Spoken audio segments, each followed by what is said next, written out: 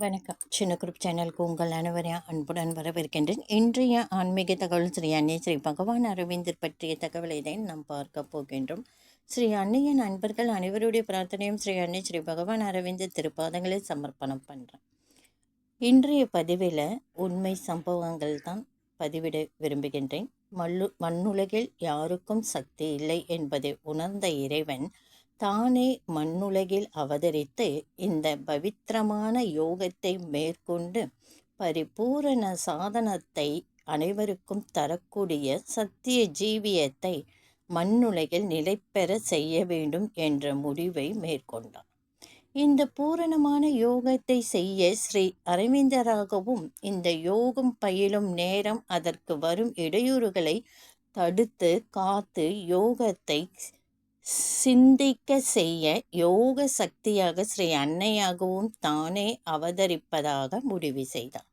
இது தன் படைப்பில் ஏற்பட்ட குறையை நீக்க இறைவனே மேற்கொண்ட அவதாரம். இறைவனே செய்த யோகம். இறைவனை தன் யோகத்தை காக்கும் யோக சக்தியாக தானே வந்து தனது யோகத்தை பூரணமாக்கி கொண்ட அற்புதம். இதனை புரிந்து கொண்டாலே போதும். இறைவனை எல்லையற்ற கருணையையும் மண்ணுலக மாந்தர்களை அவர் நேசிக்கின்ற பாங்கும் மண்ணிலே மனித உருக்கொண்டு வந்து மனித வடிவையும் வாழ்வையும் ஏற்று மனிதர்களை தேடி வந்த சத்திய பிளம்பின் அழகிலா விளையாட்டு இது என விளங்கும். பவித்திரமான இந்த கருணைக்கு நாம் நமது உணர்வு பூர்வமான நமஸ்காரங்களை ஒவ்வொரு வினாடியும் மானசீகமாக செய்து வர வேண்டும். உண்மை புரிந்தவர்களுக்கு பூலோகமே ஸ்வர்க்கம். அவர்கள் மனிதரின் தேவர்களாகிறார்கள். அவர்கள் வாழ்வன் அனைத்தும் யோகமாகின்றது. இதுவே இந்த அவதாரத்தின் சுருக்கம். இது இறைவனுக்கு உரிய யோகம். இறைவனால் மட்டுமே செய்ய முடியும். மனிதன் இறைவனை தேடி சரணடைந்து அவருடன் ஒன்றி இருப்பது யோகம். இறைவன் மனிதனை தேடி வந்து அதனுடன் நேசம் பூண்டு அவனுடன் ஒன்றி உறவாடுவதும் யோகமே. முன்னது பக்தியினால் விளைவது, பின்னது கருணையில் வெளிப்பாடு. இந்த சமூகம் என்ன செய்கிறது? யோகம் என்றால் அதன் அகராதியில் வேறு அர்த்தம். அவன் யோகக்காரன். அவனுக்கு யோகம் அடிக்கிறது. எல்லோருக்கும் இந்த யோகம் கிடைக்குமா என்று வாழ்வில் நிகழும் வசந்தங்களை குறிப்பிடும் சொல்லாக யோகங்களை மாற்றி விட்டது. இது மண்ணுக்கு மட்டுமே உரிய மாயம்.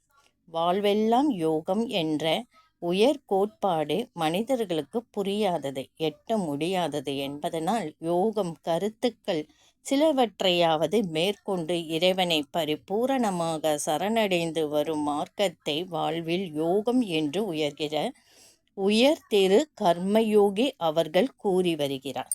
இது எளிய மனிதர்களாலும் செய்ய முடியும்.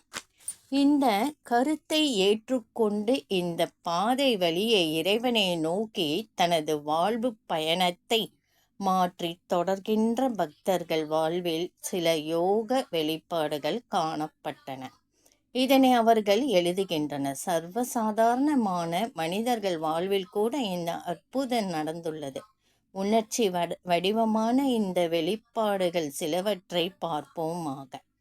23/5/87 பெறப்பட்ட இக்கடிதத்தில் ஸ்ரீ அன்னையை பிரார்த்தித்து வரும் நேரம் நடந்த சில அனுபவம் ஒன்றனை எழுதுகிறார்.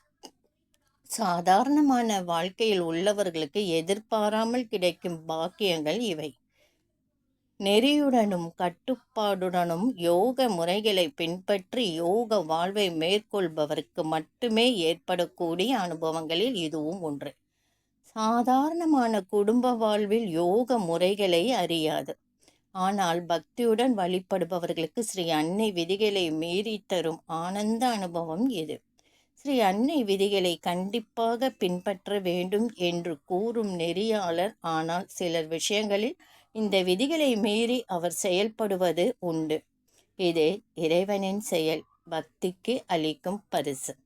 இந்த வீடியோ பதிவு உங்களுக்கு பிடிச்சிருந்தா லைக் பண்ணுங்கள், ஷேர் பண்ணுங்கள், சப்ஸ்கிரைப் பண்ணுங்கள், கமெண்ட் பண்ணுங்கள்.